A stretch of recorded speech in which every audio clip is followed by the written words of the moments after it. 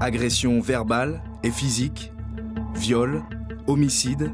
Les violences commises à l'encontre des femmes sont plus nombreuses en Outre-mer qu'en métropole, selon cette étude du Conseil économique, social et environnemental qui vient d'être remis au gouvernement. Dans toute la France, en 2016, 123 femmes ont été tuées par leur compagnon ou leur ex. Parmi celles-ci, 10 vivaient dans les Outre-mer. Comparé à l'Hexagone, 8 fois plus de femmes ont été victimes d'agressions sexuelles d'un conjoint en Polynésie cette année.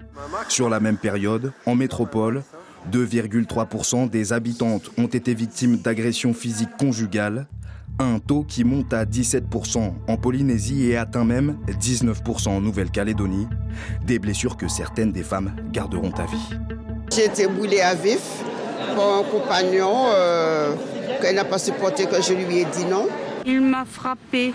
Je ne savais pas avec quoi il me frappait. J'ai essayé de me relever et j'ai vu du sang couler, puis j'ai vu mon bras carrément tomber. Après, j'ai vu mes morceaux de doigts par terre.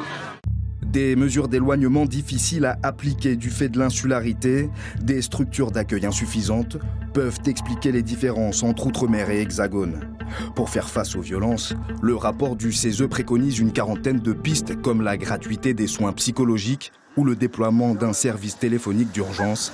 Désormais, sont attendus de la mission interministérielle des moyens concrets.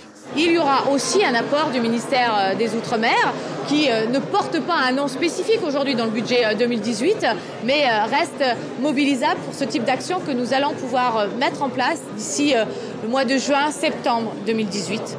Ultime requête du CESE, le renforcement de l'appareil judiciaire, avec notamment le développement d'unités médico-judiciaires dans tous les Outre-mer.